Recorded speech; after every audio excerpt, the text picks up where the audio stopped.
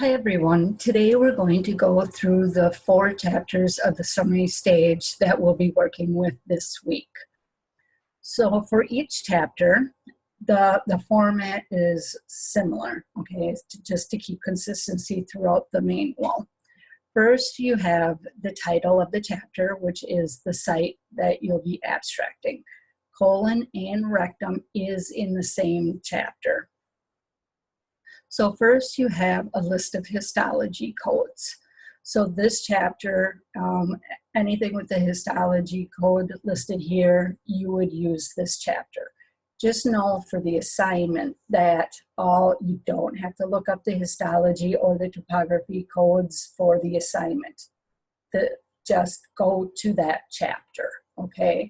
For these case scenarios, we're just gonna assign the summary stage. So then you have the list of topography codes that would be, this chapter would be used for. Like I said, it includes the entire large intestine and the rectum and the rectosigmoid junction. Then we have the notes, which are general instructions pertaining to this specific site chapter, all right? First, note 1 throughout the whole manual is just the sources that were used to develop this chapter. Note 2 is if you would have a histology code that wasn't listed first thing in the chapter, then they will be listed here and they'll tell you what chapter to go to. Okay, so you have histologies here that are sarcomas or different types of cancers that would be of the soft tissue. So they're just saying if you have this histology, you would go to the soft tissue chapter, as well as the GIST chapter and the Kaposi sarcoma. So it's just a way to help guide you to the correct chapter. Then there are, continues on with, once again, site-specific notes. All right, so these notes are the general instructions for this site. Now remember, in the beginning of the book, there were general instructions. If these site-specific general instructions are, the same type of instruction that was given in the beginning of the book, make sure that, you use these site-specific instructions and guidelines, because the site-specific instructions supersede the generic ones in the beginning of the manual.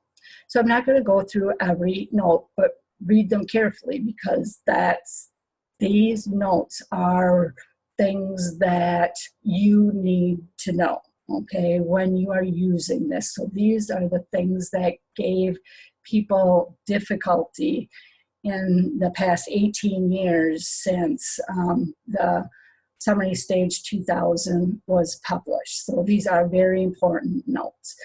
And I will go over note 4 here. Note 4, for the following AJCC 8th edition stages these as in situ tumors, and SS summary stage 2018 stages these as localized behavior code 3. All right, so it goes on to the next page. So if you have a intramucosal lamina propria invasion, mucosa invasion NOS, or confined to but not through muscularis mucosa, okay, notice that's mucosa and not propria. In these 4 instances, AJCC will assign these as in situ tumors. Okay, however, summary stage 2018 does it as localized tumor. Okay, so there are instances in which AJCC staging and summary stage do not, they differ. Okay, so these are the types of notes that you really need to be careful of, especially because when you abstract, as you're doing the 2 staging, you kind of compare them to see, that they, you think they should be similar and match, but they don't always. So the notes continue on. And then the next note that's important to understand for note is note 6. So it states, tumor that is adherent to other organs or structures macroscopically by the naked eye is coded as regional code 2 or distant code 7, depending on the site and structure. However, if no, and back up a second, sorry, that information, the adherent to another organ or structure, macroscopically, that information would be given to you by the surgeon in the opt report, okay? However, if no tumor is present in the adhesions microscopically, the classification should be coded to localized code 1 or regional code 2, which would be the pathologic information, that would be included in the pathology report. So if the surgeon states that it was adherent, to an organ or structure, but the pathology report doesn't,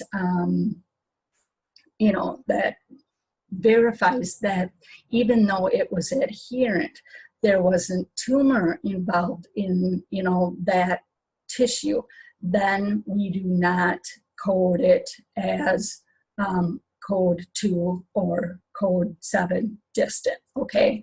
So in order to code the 2 or the code 7 for that adherent to the other organs or structures, the pathology report has to also state that there was cancer in that adherent tissue. Okay, so be just make sure you're careful with that. Okay, and then like I said, depending on the site, there might be more notes to read than others. All right. So then first, we have the different summary stage codes. First is 0 in site 2, which also you could have intraepithelial or non-invasive. So those are the 3 major terminology that are used to describe an in situ colon or rectal lesion. All right. Then you have, so like the beginning of the manual says, in situ is pretty easily, ruled in or ruled out. So that's why, obviously it's a shorter list. Then we have summary stage 1, localized only. All right. So if our colon tumor is localized only, the pathology report is going to state one of these things that are listed here. Okay. So if the pathology says invasion of the muscularis propria, you would read down, and then the 4th bullet here, it says invasion of, and then you go further down, and there is muscularis propria.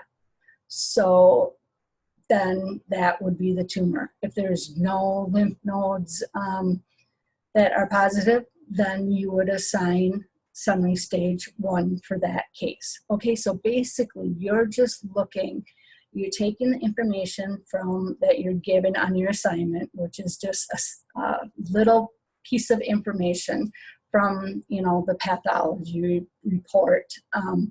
You just look for that information and find out where it is listed. Okay, so all these things here under localized only would mean that you would assign SEER summary stage 1 as long as there are no lymph nodes involved. Okay, in order to assign summary stage 1, you cannot have any distant metastases or positive lymph nodes. Then our next summary stage category or code is 2, regional by direct extension only. So once again, you're looking for the information that you're given from the pathology report. So if it wasn't under localized, then continue on to regional by direct extension only. Now, for some sites, especially, you know, those sites that have subsites that are near to organs, depending on what part of the subsite, you know, you're talking about, sometimes the regional by direct extension only and the lymph nodes are broken down by the segments. Okay, so under the regional by direct extension only, you first have all sites. Okay, so this is a list of things that, if you had on your pathology report, would mean regional by direct extension only. Okay, and it would not matter what part of the colon or the rectum the tumor was in. Okay, and that's all sites. Now, there obviously, you know, different, like I said, organs by different segments of the colon. So if that other tissue or organ that's listed isn't under the all category, then what we have to do is find the segment that we're working on. Okay, so let's say we had a tumor of the descending colon. Well, then we would go down to the descending colon and see if, you know, it's listed there. If the tumor, you know, invaded into the left kidney, then we would have direct extension only and listed under here. Okay, so just make sure that first check to make sure that, you know, it's not under the all site, and then the subsite specific information. Okay, so that's the direct extension only listing. All right, then you have the regional lymph nodes involved only. All right, once again, first they have lymph nodes that would be considered positive for all sites. Okay, and that's what your pathology report most often doesn't state the exact type of lymph nodes, just because the surgeon is just taking those lymph nodes next to that segment of the colon. So they usually just, you know, state lymph nodes positive or negative. They don't usually list the type of lymph nodes. So you can usually find what you need right in the all sites listing here. So that's been my experience, though. You might work at a facility that is very good about listing the exact lymph node, and then that would just be listed under the segment that was removed for that tumor. Okay, so pretty long list, just because you know, colon and rectus sigmoid, rectum, you know, there are many different lymph nodes. So that's the lymph node list. Now, if the lymph nodes that aren't listed under there, then most likely it might be a distant lymph node. Okay, so all the regional lymph nodes are going to be listed here. Okay, so you will find it there. After your lymph node category, then we have the summary stage 4. And this is we use when we have both direct extension of the tumor and positive lymph nodes. Okay, but you have to have both. You have to go through this and you have to end up having, yep, the tumor is a code 2, and you have positive regional lymph nodes, code 3. And like I said last week, you know, I always think 2 + 3 = 4. That just really helps me, so that it really, you know, I remember that, hey, there's a combination code, not that it really equals what the true math is, but if you do have a tumor and a cancer that has direct extension and lymph node positive, you have to use the summary stage code 4, all right, both. And then you have the distant sites and distant lymph nodes are involved, summary stage or code 7, all right? Now, once again, you have distant sites for, it doesn't matter, for any of these listed here, could be for any site of, the colon, subsite of the colon, all right? And then they have, the specific for each subsite or subset of the colon listed there as well.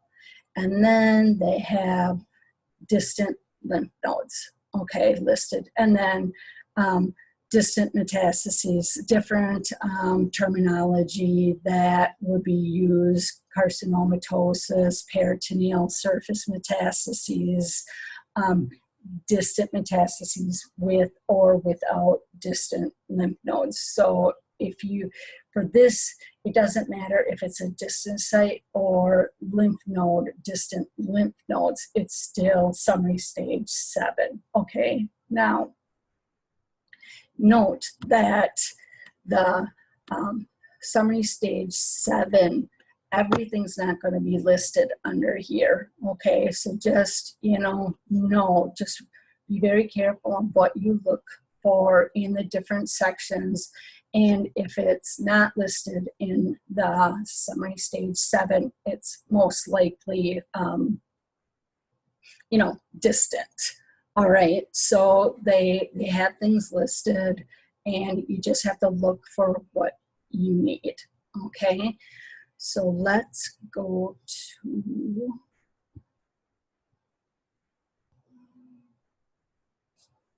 lung. I'm just going by the book order for the assignment. So let's jump to lung. All right, so here is the lung. Once again, histology is topography codes, sources used, histologies that you need to use, other chapters, and then once again, notes that talk about obstructive pneumonitis, atelectasis, and things like that. And then they talk about visceral pleural invasion or parietal pleural invasion. That information is sometimes given on the pathology report. So there are just special notes to follow for that. And then, about ipsilateral tumor nodules, and, this would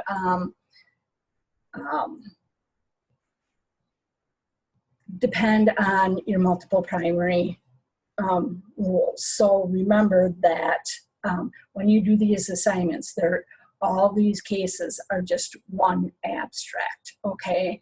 So you already have decided that this one case is a case, and you're gonna, assign the summary stage. So note 6 is just separate ipsilateral tumor nodules, and ipsilateral is in the same lung as the primary, of the same histopathological type, okay, are coded either regional code 2 for the same lobe, or distant code 7 for different ipsilateral lobe or contralateral lung, okay?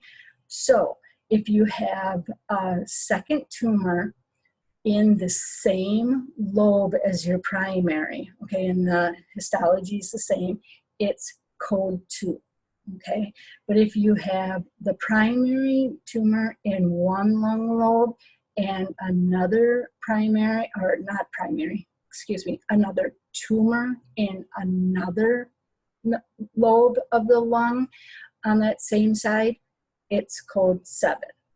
Okay, if you have a primary tumor in one lobe of the right lung, and you have a tumor in the left lung that of the same histology, that would be also a code 7. Okay, so they're just helping. This is very important because multiple tumors in one lung does not necessarily make it distant. All right, so just make sure that you do read those very carefully. All right, so once again, we get to the summary stage, and then there's summary stage 0, the in situs. Okay, when it comes to the lung, there are different terminology that can be used to indicate in situ. Okay, and they're listed there. Then you have localized only. Everything's listed there. Just, you know, read very, very carefully. All right, and it's a pretty short list. Then you have regional by direct extension only. Okay, so this is basically when it's no longer confined to the lung anymore, and you're going into the blood vessels, the main stem bronchus less than 2 centimeters from the carina. You know, it involves the diaphragm, the esophagus, things like that, and then even the parietal pleura. That would be regional by direct extension only. So once again, you're just looking for the terminology that's used from your pathology report to find that listed somewhere in this chapter, and then that's the SEER summary stage code that you would use. All right, so then once again, we had the regional lymph nodes, SEER summary 3. Now note that for lung, the regional lymph nodes are all ipsilateral nodes. Okay, so if there are nodes positive and they're from the same side as the primary lung site, so if you have your right lung primary and the right lymph nodes are involved, then those would be regional lymph nodes. Okay, and they list all the different types of lymph nodes that you know, equal that. So they're all listed there. All right, and then once again, you have your summary stage 4 if you have a direct extension and positive lymph nodes. So don't forget to, you know, remember in the beginning of the book where it says that localized, regional, you know, or, you know, the regional is the most difficult just because the regional, there's the local regional, there's the lymph node regional, and then you have the combination of both. So just make sure, you know, that you don't forget to use code 4 for that combination. Right, then summary stage 7, all your distant sites and lymph nodes, but once again, not everything will be listed here, okay? But note a couple things, all right? So distant sites, there's contralateral lung things listed, the inferior vena cava, ribs, separate nodules in contralateral lung, or separate tumor nodules in a different ipsilateral lobe. So that's where, remember that note we were talking about, if the separate tumor nodule or nodules are in a different lobe on that same lung, then it's a summary stage 7. All right, and then also note that, let's see, what was I looking for? I think it was just those separate tumor nodules. So keep that in mind. Oh, and remember too that, I know I just said this, but it's very important, not everything is going to be listed here as a distant site, but they're really gonna make sure that the sites that are considered distant for SEER summary stage is listed there, okay? Because sometimes, this is what I was gonna say, the lung tumor can be a contiguous tumor, meaning one tumor that invades into another structure, can be considered distant, code 7. Okay, so there are some times when you can have a distant summary stage when you only have one tumor, where more often we think about that distant metastases as a completely different tumor, like in a different organ, like the liver, the brain, things like that, okay? And then they have distant lymph nodes listed there. Also note that distant lymph nodes includes the contralateral, or if there's bilateral lymph nodes that are positive, okay? So if we have a lung mass that's in the right lung, and the patient has positive right hilar lymph nodes and positive left hilar lymph nodes, or bilateral positive lymph nodes, that is considered that contralateral lymph node is considered a distant lymph node. Okay, so all those lymph nodes that were under the regional lymph nodes are also listed here, because if it's bilateral, then it is distant. Okay, so pay close attention to whether it's bilateral or not. Okay, and then once again, those different terminology that can be also used for distant. And then I forgot to mention there for the colon, there is the 9 unknown if extension or if there's metastases. Okay, for your assignment, there will be no cases that are assigned unknown. All right, so that's the lung. Let's go to breast.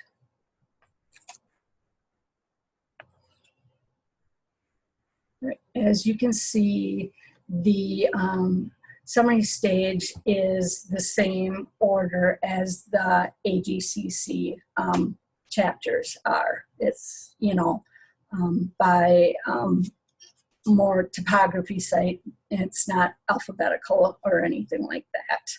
So once again, histologies, topography codes, your sources, specific, if there's melanoma of the skin of the breast, then you have to use a different chapter, okay? And then a couple notes. Note 3 is important because there's many times that when the surgeon examines the breast, they'll use terminology to explain things like dimpling and tethering, or a lot of times there's like retraction, but most often it's the dimpling and nipple retraction. And note 3 says changes such as dimpling of the skin, tethering, and nipple retraction are caused by the tension of the Cooper's ligament or ligaments, depending, not by actual skin involvement. Okay, so these terminology, if the physician surgeon uses this terminology, they do not alter the classification.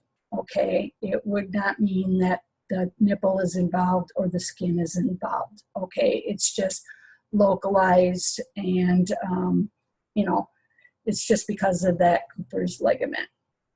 Then it goes on to explain adherence and attachments, fixations.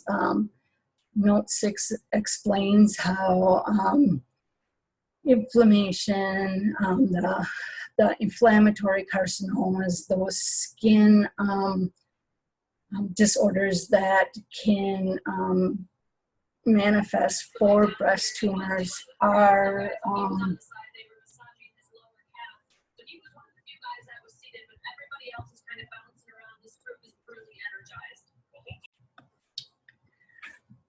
So basically, that is a clinical description of the breast. So we need to make sure that we pay close attention to what the surgeon, how the surgeon describes the breast in either the H&P. Sometimes they'll include that information in the operative report as well. Note 7 talks about positive ITCs. Just be careful that this is by measure of the positive findings. If the tumor cells, the metastatic cells, are less than or equal to 0.2 millimeters, they are considered negative lymph nodes. Okay, it has to be larger than that to be positive, which is the next note.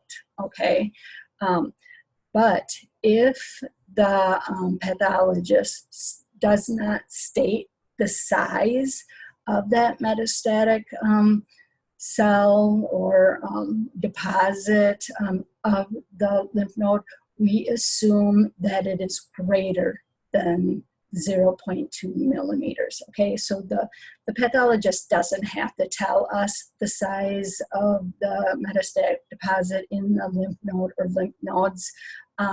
Just know that if it's not stated, you know it's larger than 0.2 millimeters.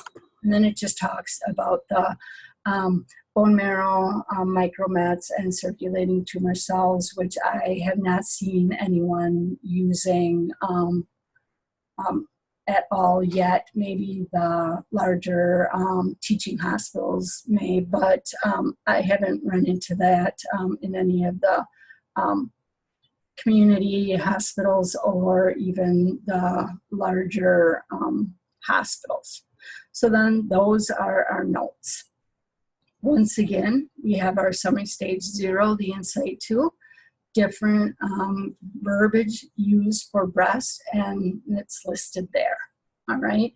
Localized only is very simple for the breast. It's confined to the breast tissue, and that includes the fat, including the nipple and or areola. All right. So then the other thing is the Paget disease with or without underlying tumor.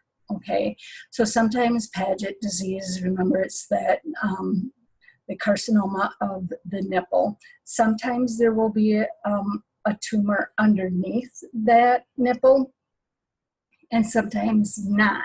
Okay, so if it just states Paget disease, it doesn't matter whether there is or isn't that underlying tumor, it's still localized. Now note, there is a Paget disease in situ. Okay, so there are two, this can be in situ or localized, and the only difference is if it is in situ, the pathologist will state in situ. Okay, so localized for breast is quite simple. And know that the pathologist isn't necessarily going to tell you confined to breast. Most often they just give you the size of the tumor, and if it doesn't extend to a regional by direct extension, you know, they're not, if it doesn't extend, they won't say anything. If it does extend, you know, by direct extension, they will note that. So it's kind of like, you know, if they just give you a size and don't say anything about the skin or, you know, anything else, just know that the tumor itself is localized. All right. And then the regional by direct extension only, all the different sites that or tissue involved by the tumor are listed there. Okay. And extensive skin involvement as direct extension only can be with or without dermal lymphatic filtration. Okay, so the pathologist does not have, if they say, skin involvement, they don't have to say with or without dermal lymphatic involvement. So it's just, they're just noting that basically extensive skin involvement, that's all the information you need to determine that that breast tumor is regional by direct extension only, okay? And all these things listed here are, the basic inflammatory and the podarage or the pig skin. I have never seen a physician use that term, but they have it there, okay? Or if there is satellite nodules, sometimes there will be a person will have a breast tumor and they'll have multiple satellite nodules, and sometimes you can see them on the skin themselves. I've only seen that a couple times, and it's usually when the cancer recurs, but it can be, during the original diagnosis. So anything that's listed here, ribs, the pectoral fascia or pectoralis muscle, those would all be direct extension, okay? Then you have the regional lymph nodes involved only, all right? So the regional lymph nodes are the level 1, 2, and 3 axillary lymph nodes. Now, when the surgeon does, most often now surgeons are just doing that sentinel lymph node biopsy. So they're just taking one to a few lymph nodes. Now, they're not going to tell you whether it's level 1, 2, or 3. It's most often level 1 or level 2, okay? But anything that is stated as sentinel lymph node is an axillary lymph node. They're one and the same when it comes to breast cancer, okay? So the different, oops, didn't need to do that, but all right. So that would be regional lymph node. And then there's, different, that includes the intramammary lymph nodes as well. Okay, so for breast cancer, we do use the summary stage 3 probably more often than some of the other sites, where the tumor will be confined to the breast, but they still have positive lymph nodes, okay? So then that would be assigned the summary stage 3, okay? Once again, the 4 is when there's both. There's direct extension, so that could be a patient with inflammatory breast carcinoma and positive lymph nodes. That would be summary stage 4. And then once again, 7 is the distant sites and lymph nodes involved, okay? Once again, it's not all inclusive, okay? But, the most often distant sites that a patient has are listed here, all right? And then distant lymph nodes, which is pretty easy. It's any lymph node that isn't on the same side of the breast and isn't the axillary or intramammary lymph nodes. But if for some reason the patient would have positive lymph nodes on the opposite side or the contralateral side axillary lymph nodes, or the intramammary lymph nodes, then that is considered distant lymph nodes. But other than that, it's pretty easy to figure out when it's distant lymph node. All right, and then once again, 9. All right, then the last site we are going to go to here is prostate. All right. So once again, our title, our histology, you know, prostate, it's like 99.9% of the time it's adenocarcinoma. So, and then the prostate topography code, there is only one. Your note 1 and note 2. And then note 3 is see the urethra chapter for transitional cell or urothelial carcinoma of the prostate urethra.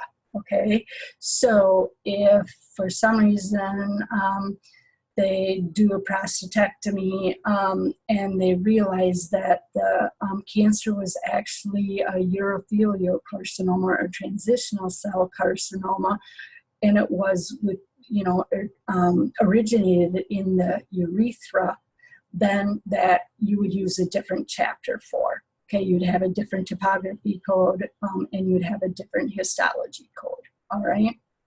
Assign code 1 when the patient only has a transurethral resection of the prostate. Okay, so just explains different clinical diagnostic clinical exams that can be done and how we would assign them, because nowadays less men are being treated for their prostate cancer if they have negative DRE. Okay, so sometimes we have, or if they don't have treatment, they either and I shouldn't say don't have treatment, it's usually wakeful watch.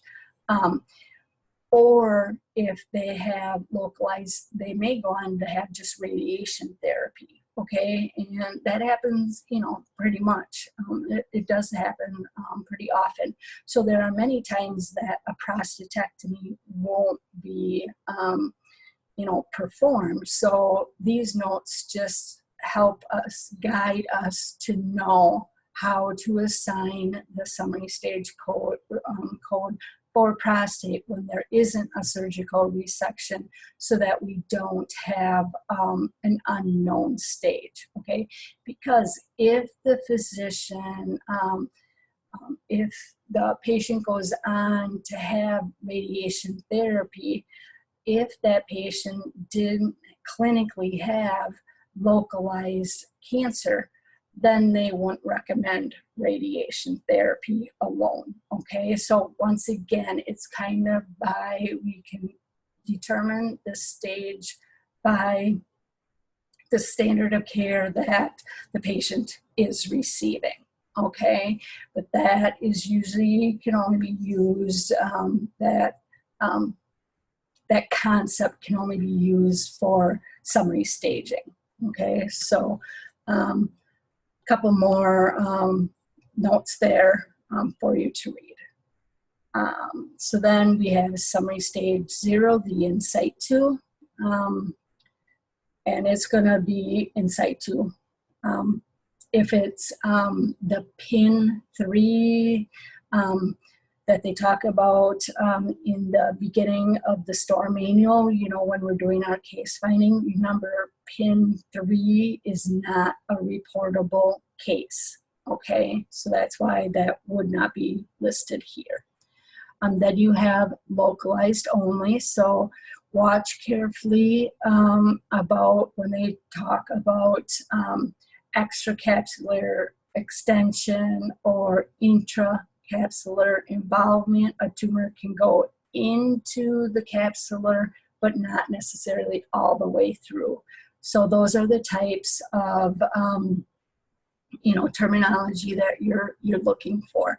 And here is probably the most important is clinically apparent or inapparent tumors. Okay, so a inapparent tumor is kind of remember when we talked about DREs last semester, you know, if the physician can't feel that tumor when they examine the prostate, that's an apparent tumor. However, when they did the biopsy, they were proven to have tumor. So you can have a clinically apparent where when they do the exam, they can feel the nodule or mass of the prostate, but that doesn't mean that it's no longer localized. It just means that they can feel it, okay? So just, you know, watch the terminology carefully. And, you know, these aren't things that you should memorize. When you see your stage, you should always pull out your summary stage manual. And then regional by direct extension. It's a little shorter list and more concrete than a lot of the other sites are. But, you know, the bladder neck, the rectum, the seminal vesicles, the skeletal muscles, the ureters, those would all be considered regional by direct extension only. Then you have the lymph nodes listed there. So all these lymph nodes that are listed here are considered regional lymph nodes. Once again, our summary stage 4, when there's both direct extension and regional lymph nodes involved. There's really not a lot of cases that have positive lymph nodes for prostate cancer. And usually if there are positive lymph nodes, it's a surprise when they do the surgery, and the pathologist is the only one that can tell that they're positive by that microscopic, you know, looking at it through the microscope. So most often due to, you know, PSA tests and things like that, prostate cancer is usually caught before the lymph nodes are involved. And many times a patient will have distant metastases from their prostate cancer and their lymph nodes aren't positive. So prostate cancer is one of those types of cancers that are kind of, you know, act a little differently than some others, where usually the primary tumor goes to the lymph nodes before distant metastases. And prostate usually, that doesn't happen very, very often. So once again, then for your summary stage 7, your distant, you have the distant sites that are most often happen with prostate cancer, which is bone metastases. That's the majority of the time when a patient has distant summary stage prostate cancer, it is to the bone. And then distant lymph nodes, there are some listed there, but it's any lymph node that's not listed in the regional lymph node part. And then once again, unknown. Okay, so we're going to go through one case for each of the sites. So what you should do now is you should pause this recording, and I want you to do cases 13, 26, 39, and 50. They're the cases that are on in your assignment that are in red font. Okay, so I want you to do those 4 cases now, and please pause the recording and do them before I go through them. I want you to, you know, get, you know, practice and doing one before, you know, we go through it together. All right, so pause and go to work. And then when you when you have all 4 of them complete, then just start playing it again and we'll go through them.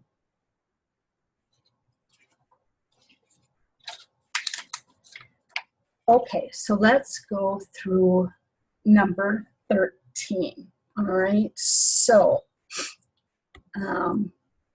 you read all your notes. So case 13, the patient has, and this is under the colon and rectum cases. The patient had a colonoscopy and a biopsy. The colonoscopy did demonstrate a 4-centimeter rectal mass, and the biopsy was well differentiated adenocarcinoma. The patient went on to have a CT scan, which would be standard of care, which showed a rectal mass involving the perirectal tissue, but there was no lymphadenopathy identified. Then the patient goes on to have EUC, or endoscopic ultrasound, which is also standard of care for rectal cases. They should always have one. And that ultrasound showed that the tumor involves the visceral peritoneum with no adenopathy. Okay, so because the tumor extended beyond the rectal wall, the patient goes on to have chemoradiation, okay, given as neoadjuvant therapy, because otherwise the surgeon is going to have to do more extensive surgery, and the chances of getting negative margins aren't very good. So for the best outcome for this patient is to have chemoradiation before surgery, which this case did. Then the patient went on to have a low anterior resection, and when the pathology looked at that, there was no residual adenocarcinoma identified, and 6 lymph nodes were negative.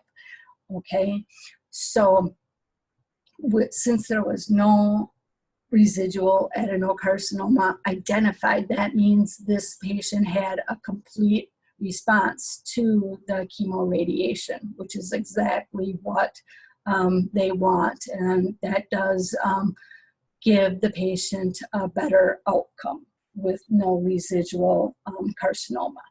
So for summary stage, we can use all the information, okay?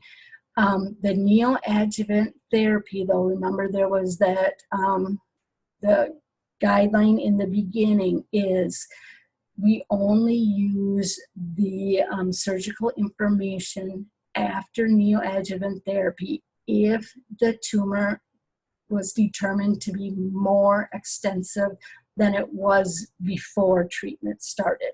Okay, and since the surgery showed no carcinoma was left at all, we don't want to use that information. So we're going to ignore that information and use all the information that we have up to the point where the patient started the neoadjuvant therapy. So what did our CT scan and ultrasound show? It showed that the tumor, the CT said it involved the perirectal tissue with no adenopathy, but the ultrasound showed the tumor involved the visceral peritoneum. Okay, so what we're going to do is now localized. Okay, now sometimes you can, well, first of all, to do what the beginning of the book says. We know we don't have a summary stage 0 because this is not in situ. There's no mention of any distant metastases. So we know we don't have a summary stage 7. So it's going to be a 1, 2, 3, or 4. All right. Now, but we want to, and this will come with doing more cases, but knowing that that patient had neoadjuvant therapy, most likely that patient did not have localized tumor only, okay? But we're just going to double check and make sure that perirectal tissue or visceral peritoneum is not listed there. And if you read through, those two terms are not listed here. So we're going to go to the 2 regional bidirect extension. Go through reading it. Here is pericolic fat.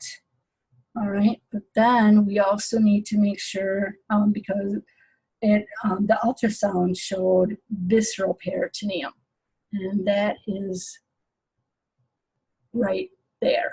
Okay, so there's the visceral peritoneum. So we are at regional bidirect extension only. The CT scan and the ultrasound said there was no adenopathy. So that means that the lymph nodes were negative. Okay, so we know it's not a 3. All right, no, so we only have a tumor that goes into and invades the visceral peritoneum, which is summary stage 2, regional bidirect extension only. So the answer for number 13 is 2. Now go to number 26. That was a lung case. All right.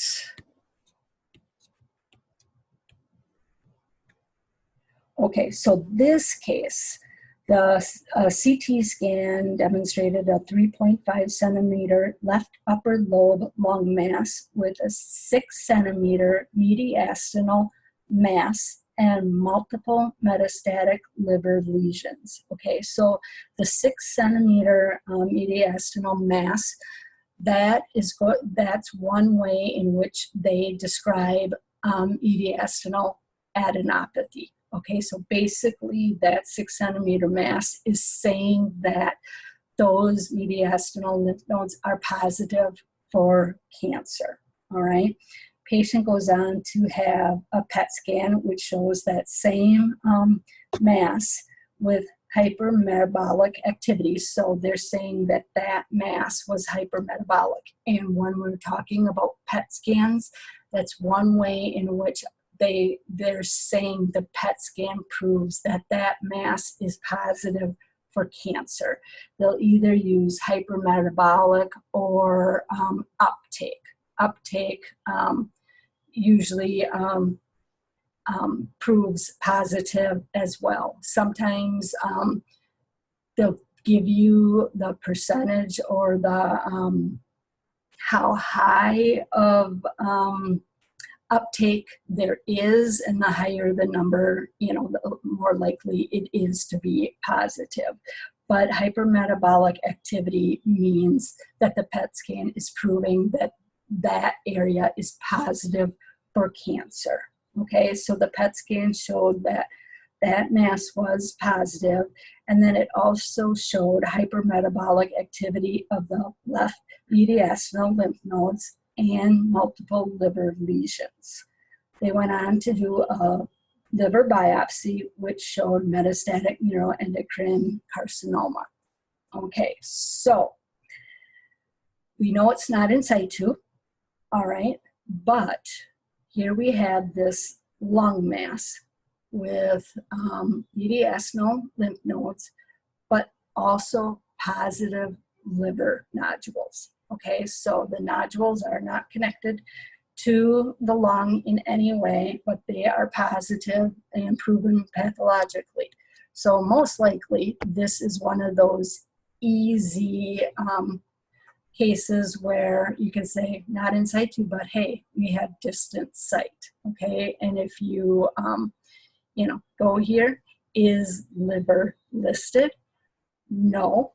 However, though, we do know that it is non-contiguous. It's a separate tumor, and there's more than one tumor in the liver. So that is our distant metastases for this patient. So number 26 is summary stage 7. Okay, so see how we didn't have to look at the extent of the tumor. It didn't matter that we had positive lymph nodes, and it didn't matter if it was, ipsilateral lymph nodes were positive or bilateral lymph nodes were positive, because we could just jump ahead and say, oh, liver mets, that's summary stage 7, okay? So you can just, they're actually easier to assign. Now for AJCC staging, that's totally different. We still have to figure out the T, we still have to figure out the N and the M, okay? So, so unfortunately, those summary stage 7 cases, the distant metastases, are easier to assign summary stage than it is for HACC. Unfortunately, easy for us, but unfortunate for the patient. So then number 39 was the breast case. All right, so this patient had a large right breast mass with fixation to the chest wall. They did a breast MRI, which is the best way to identify the muscle part of the breast, behind the breast. So the breast MRI showed a 5 centimeter right breast mass with chest wall involvement, but no lymphadenopathy was shown. So, yep, this definitely showed that the tumor was invading into the chest wall. So they can't do a mastectomy on this patient because they would have to resect her chest wall, which is, you know, very morbid, obviously. So she goes on to have neoadjuvant chemotherapy, all right? Then after she goes through that therapy, she goes on to have a mastectomy, which showed a 1.5 centimeter infiltrating duct carcinoma confined to the breast. 8 nodes were negative, okay? So hopefully you ignored the mastectomy information, because it was, she did so well on that neoadjuvant therapy that the tumor shrunk so much that it no longer involved the chest wall. Okay, so we're gonna ignore that information. Okay, we're gonna go and use all the information that was before the treatment, especially since when they did the mastectomy, those 8 lymph nodes that they removed, just to double check, they were negative. Okay, so go to the information we have before she began the neoadjuvant chemotherapy. The tumor had chest wall involvement and negative lymphadenopathy. So we know it's not in situ. We know it's not localized because it went beyond the breast itself. And then you go to regional direct extension only. And if you haven't noticed, the terms under the different summary stages are alphabetic. Okay, so they're not in, you know, it's strictly alphabetic. It's, you know, no different order than that for the direct extension and localized information. Okay, so second bullet is chest wall. Our lymph nodes were once again negative. So for number 39, our SEER stage is 2, because the tumor was just regional by direct extension only. Then our last case, prostate. All right, so this patient had a PSA of 19.34, which is quite high. Remember, depending on age, but anything above 4 is usually elevated and should be checked out. So patient had a rectal exam that demonstrated a nodule that was very suspicious for prostate cancer. They did a biopsy and that was positive. Went on to have a prostatectomy, which showed bilateral adenocarcinoma. So the cancer was in both lobes of the prostate. Gleason score was 3+4. And the tumor involved 35% of the gland, which for the SEER summary stage doesn't matter. However, the tumor did invade the seminal vesicles and bladder neck, but the lymph nodes were negative. Okay, so it's not in situ. It's not distant metastases, because they don't say anything about distant metastases. All right.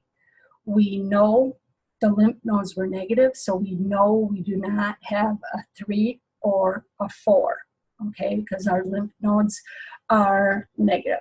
So it's between localized only or regional by direct extension. If you look at the localized only, remember when we went over this earlier, the localized only is confined to the prostate.